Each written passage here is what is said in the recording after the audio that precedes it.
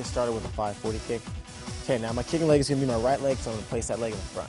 Okay, now the takeoff and the start is pretty much like a tornado kick, which I reviewed on the first program. So if you remember that, we're going to start off that same exact way. Okay, now we're going to start off with the pivot. Okay, using our shoulders to get all the way around to the front, because by doing this, we eliminate a lot of the action that we have to do in the air, which makes, it gives us more time to kick in the air and like float down, as opposed to having to rush out all of this motion in that one jump.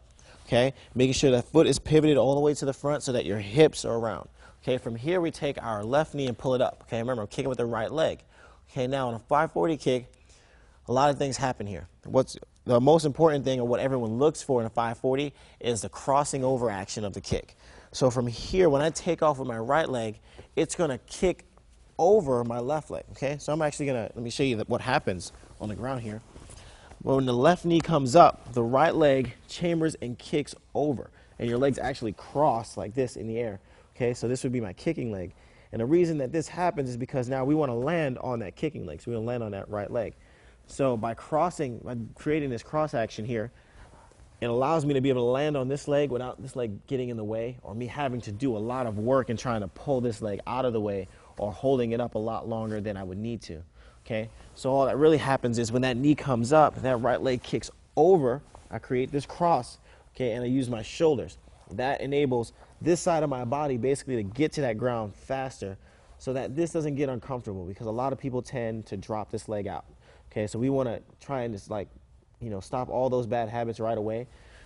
So that left knee comes up, we're in the air at this point already, kicking from corner to corner. Okay, we want to make sure this kick comes out as fast as possible, because the longer you're in the air, the harder it's going to be for you to do all of this stuff. So I'm on my way up, kicking, blasting this kick out as hard as I can, and we're going to drop that leg all the way around to the floor. So the kick doesn't stop until your leg actually hits the floor, making sure that our kicking leg is locked out completely, because if this leg is bent, when you do actually kick over and hit the floor, the shock from your body dropping on that leg can be a little too much, and you may buckle.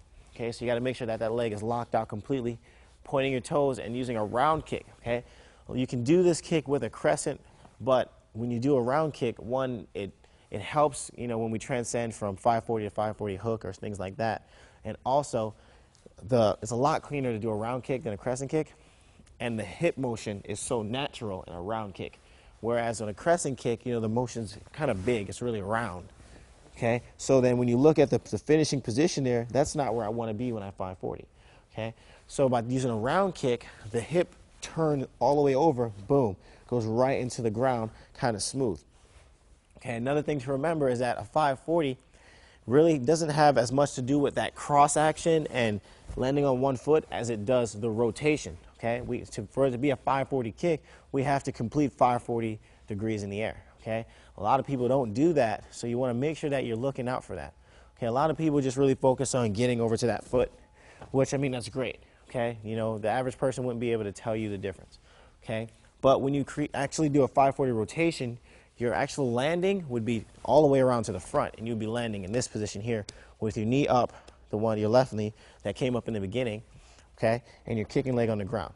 Okay, so in order for it to be a total 540, you need to really focus on getting it round to the front. Okay, but we'll worry about that later.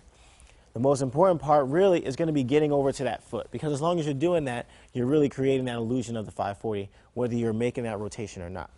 Okay, and that's going to be the hardest part. That's where everyone, has the mental picture of them falling, or, they get afraid to tuck that knee in long enough to let that leg cross over. Okay, so let's try and work on that. So set position, turn and pivot. This knee comes up here. Okay, now I'm going to jump off of this right leg. I'm going to kick across, and I'm going to land. Okay, that would be, for the most part, the 540. What I'm going to do first is show you the rotation. Okay, so you can get used to jumping, taking off, bringing both knees into the air, creating the illusion of the kick. So we're just going to use the knee, and then we're going to place that foot down, so that at least now you have an idea of what your body's going to do in the air. The only thing from here would be to take it a step further and actually kick. Okay? One thing to remember is that what you're doing is you're not jumping off of one foot. Okay? What happens is when you hold this knee up, now it's a 1 foot takeoff. Okay? What I want to do is I want to do a pumping takeoff. Okay? So what I'm doing is I'm transferring the weight from leg to leg.